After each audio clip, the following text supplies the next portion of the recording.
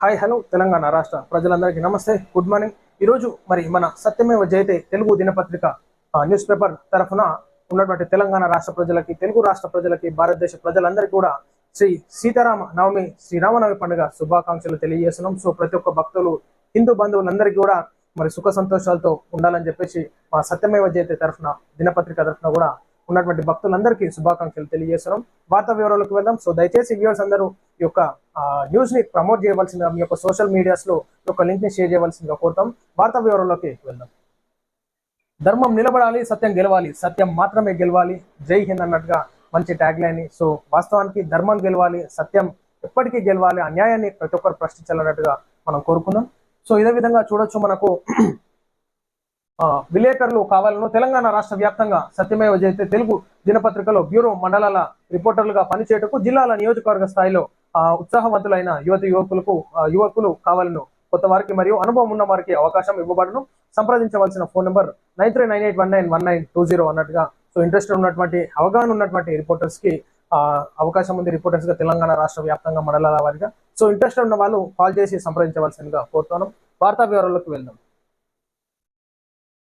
పెట్టుబడుల లక్ష్యంగా దూసుకొల్తున్న తెలంగాణ సర్కార్ జూన్ లేదా జూలైలో అమెరికాకు సీఎం రేవంత్ ఏఐ వీడియోలు సృష్టించడాన్ని తీవ్రంగా పరిగణించిన రేవంత్ రెడ్డి గారు, ఒకసారి మీరు 400 ఎకరాలు బూట్లు వేసుకొని 400 ఎకరాలు తిరిగితే ఆడ జింకలు ఉన్నాయా, ఏమున్నాయి, పక్షులు ఉన్నాయా లేవా, నెమళ్ళు ఉన్నాయా లేవా, ఒకసారి మీకు కూడా ఎరకైతుంది ఏఐయా మరి నిజంగా జరిగిందా అది అని చెప్పేసి. మీరు పోలీసులను పెట్టి, చిత్రహింసలు పెట్టి విద్యార్థులను లాఠీలతో కొట్టింది నిజమా? అక్కడ జంతువులు, జింకలు, నెమళ్ళు ఉన్నది నిజమా లేదా ఏఐతో సృష్టించదా? ఎరుకైతుంది. మీరు కొట్టించిన ప్రతి ఒక్క లాఠీ దెబ్బకు ప్రతి విద్యార్థి మీకు గుణపాఠం చెప్తారు.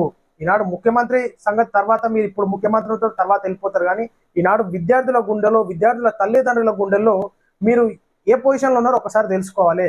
ఆ విద్యార్థుల ఓట్లతోని గద్దెలనెక్కి, విద్యార్థుల తల్లిదండ్రుల ఓట్లతోని గద్దెలనెక్కి ఈనాడు మీరు విద్యార్థులు ఎంత హింసిస్తున్నారంటే, పోలీస్ స్టేషన్ల చుట్టూ తిప్పుకుంటా కేసులు పెట్టి వాళ్ళ చదువులకి భగ్నం కల్పించేటటువంటి ఆస్కారం మీరు చేస్తున్నారంటే, ఇచ్చిన హామీలు ఎవరు ఇవ్వమన్నారు?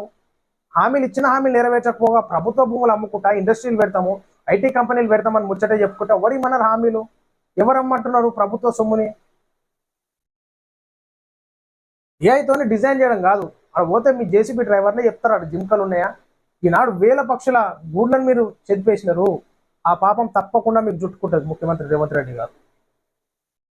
25 ఏళ్ల ఎన్నో ప్రాజెక్టులు నిర్మించిన పర్యావరణ వివాదం రాలేదన్న అధికారులు. మీ వల్ల నాశనం అవుతుంది, మీ వల్ల 400 ఎకరాల చెట్లు నాశనం చేస్తున్నారంటే, మీరు ఈనాడు ఒక చెట్టు కొట్టేస్తేనే కేసు పెట్టేటటువంటి నేషనల్ గ్రీన్ ట్రిబ్యునల్ కూడా దీనిపైన విచారణ చేపట్టాలి.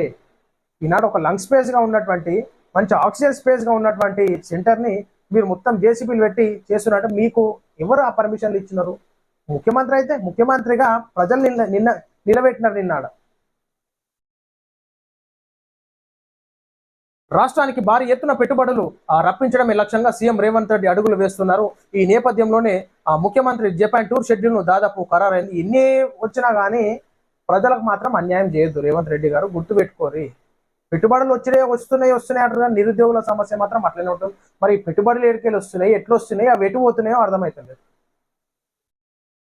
ఈ నేపథ్యంలోనే ముఖ్యమంత్రి జపాన్ టూర్ షెడ్యూల్ దాదాపు ఖరారైంది. ఏప్రిల్ 15వ తేదీ నుంచి సీఎం రేవంత్ రెడ్డి జపాన్ లో పర్యటించనున్నారు. ఏప్రిల్ 15వ తేదీ నుంచి 23వ తేదీ వరకు ఒకాసా ఎక్స్పో 2025 కు సీఎం రేవంత్ హాజరు కానున్నారు. సీఎం రేవంత్ రెడ్డితో పాటు పరిశ్రమల శాఖ మంత్రి శ్రీధర్ బాబు, ఆ శాఖ ప్రధాన కార్యదర్శి జయేష్ రంజన్, ఇతర అధికారులు ఈ పర్యటనకు వెళ్తున్నారు. సీఎం బృందం ఏ కంపెనీల ప్రతినిధులతో భేటీ కావాలన్న దానిపై అధికారులు ప్రణాళికలు రూపొందిస్తున్నారు. దీంతో పాటు జపాన్ లో జరిగే పలు ఒప్పందాలపై చర్చించడానికి అధికారులు ఇప్పటికే ఏర్పాట్లు పూర్తి చేశారు. దాదాపు 8 రోజుల పాటు సీఎం రేవంత్ రెడ్డి జపాన్ పర్యటనలో పాల్గొన్నారు. కొత్త సాంకేతిక పరిజ్ఞానం, ఏఐ ఆధారిత అభివృద్ధితో పాటు పెట్టుబడులను రాష్ట్రానికి రప్పించేందుకు ప్రయత్నాలు చేస్తున్నారు. చేయండి, కానీ ప్రభుత్వ భూములు, కాలేజ్ విద్యార్థుల భూముల పట్ల లంగ్ స్పేస్ గా మంచి ఎన్విరాన్మెంట్, ఆక్సిజన్ ఇచ్చేటటువంటి స్పేస్లను మీరు వాడుకోవడం కాదు, వేరే ప్రాంతాలలో తీసుకోండి. ప్రభుత్వ భూములలో డెవలప్మెంట్ చేయాలంటే ఐటీ కంపెనీస్ కానీ మన డెవలప్మెంట్ చేయాలంటే చేయండి, కానీ ఆ విధమైనటువంటి చెట్లు, మంచి ఎన్విరాన్మెంట్ ఇచ్చేటటువంటి ప్రాంతాలని కాపాడాల్సిన బాధ్యత మీ మీద ఉంది. లేదంటే తర్వాత మనం ఈ ఆక్సిజన్ సిలిండర్లు ఎంబడి పెట్టుకొని తిరగాలి హైదరాబాద్లలో ఉన్నటువంటి పొల్యూషన్ కారణంగా. ఢిల్లీ లాంటి పరిస్థితులు మన హైదరాబాద్కి రావద్దంటే ఇటువంటి ప్రాంతాలను మనం కాపాడుకోవాలి.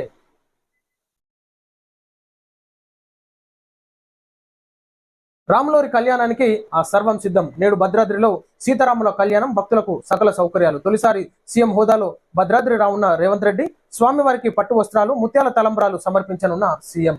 అయితే సీతారాముల కళ్యాణ మహోత్సవానికి రేవంత్ రెడ్డి గారు అక్కడ రాబోతున్నారు. కుటుంబ సమేతంగా ఉన్నటువంటి తలంబ్రాలు అందజేయడం కానీ, పట్టు వస్త్రాలు సమర్పించడం కానీ. సో అక్కడ 50,000కు పైగా ప్రజలు వచ్చేటటువంటి ఆస్కారం ఉంది కాబట్టి పటిష్టమైనటువంటి బందోబస్తుని ఈనాడు తెలంగాణ రాష్ట్ర ప్రభుత్వం పోలీస్ శాఖ వారు ఏర్పాటు చేయడం జరిగింది. సో ఒక రిక్వెస్ట్ చేస్తాను, దయచేసి అక్కడికి వెళ్ళేటటువంటి వృద్ధులు కానీ ఇబ్బంది పడకుండా మీరు జాగ్రత్తలు తీసుకోవాలి. వెళ్ళి ఇబ్బందులు పడేదానికంటే ఇంట్లో కూర్చొని టీవీలలో యొక్క కళ్యాణ మహోత్సవాన్ని వీక్షించండి.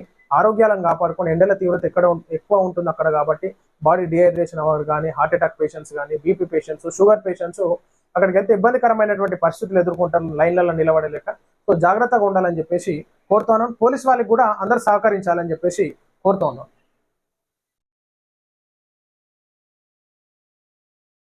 P4తో పేదరికాన్ని తరిమేద్దాం. పేదరికం పోవాలి, తలసరి ఆదాయం పెరగాలి. కొత్త ఆలోచనతో అభివృద్ధి దిశగా అడుగులు. అమరావతితో పాటు పోలవరం నిర్మాణం పూర్తి చేస్తాం.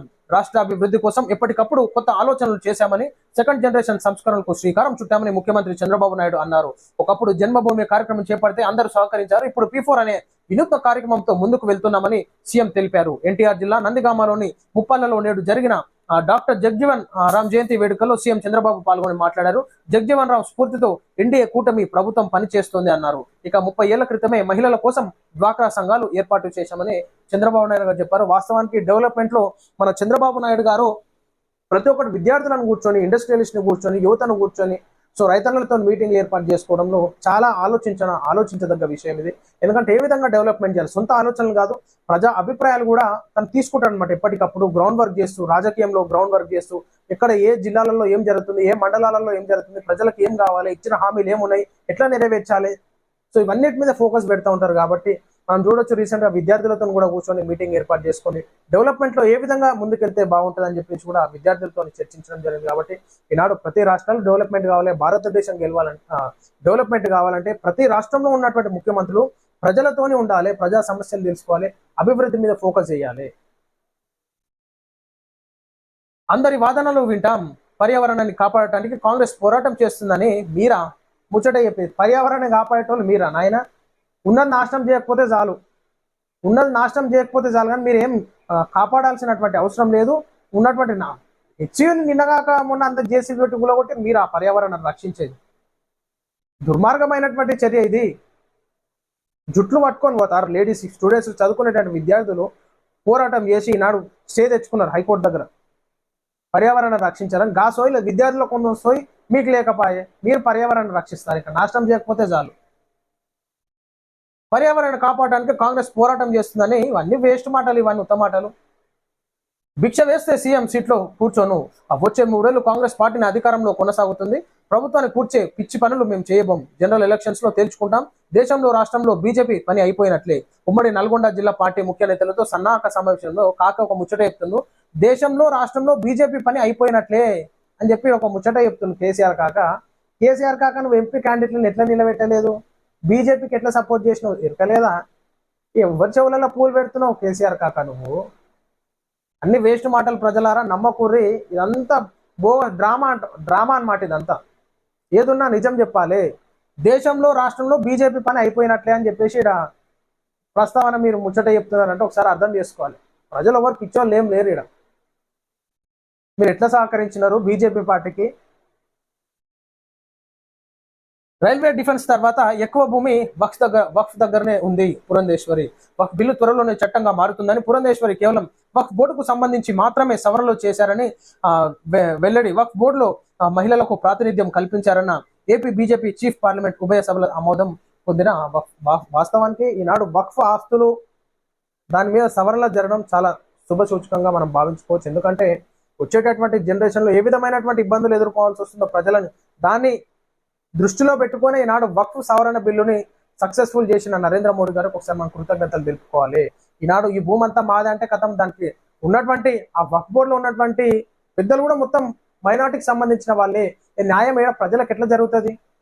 కాబట్టి దాంట్లో సవరణలు జరిగి ఈనాడు ప్రజలందరికీ, భారతదేశ ప్రజలకి న్యాయం జరిగినట్టుగా భావించవచ్చు. ఈనాడు మైనార్టీ సంఘాల నుంచి కూడా నరేంద్ర మోడీ గారికి జైలు కొడుతున్నారు వక్ఫ్ బోర్డు సవరణ జరిగినందుకు. సో ఇన్ని రోజుల వక్ఫ్ యొక్క భూములు లీజ్కి ఇస్తే ఆ కోట్ల రూపాయలు ఏమైనాయి? ఆ ప్రశ్న ముందుకు వస్తే ఒక్కొక్కరు గడగల ఆడిపోతున్నారు. ఆ వక్ఫ్ భూములు లీజ్కి ఇచ్చినటువంటి రెంట్లు ఇన్ని సంవత్సరాలుగా ఎన్ని కోట్ల రూపాయలు ఏమైనాయి, ఎవరికి పెట్టినారు, ఎటు ఖర్చు పెట్టినారు, ప్రజలకి పెట్టినారా లేదా అనే ప్రస్తావన తీసుకొస్తే ఇక్కడ సమాధానమే లేకుండా పోయింది నాడు.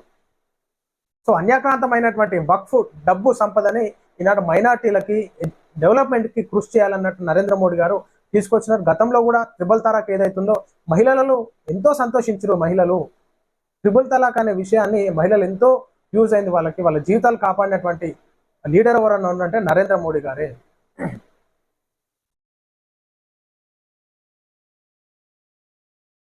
జమిలీ ఎన్నికలు నిర్వహిస్తే దేశ జీడిపిలో 1.5% పెరుగుదల ఉంటుంది. నిర్మలా సీతారామన్ వచ్చే లోక్సభ ఎన్నికల నాటికి జమిలీ అమలు చేసే ఆలోచన లేదని స్పష్టీకరణ.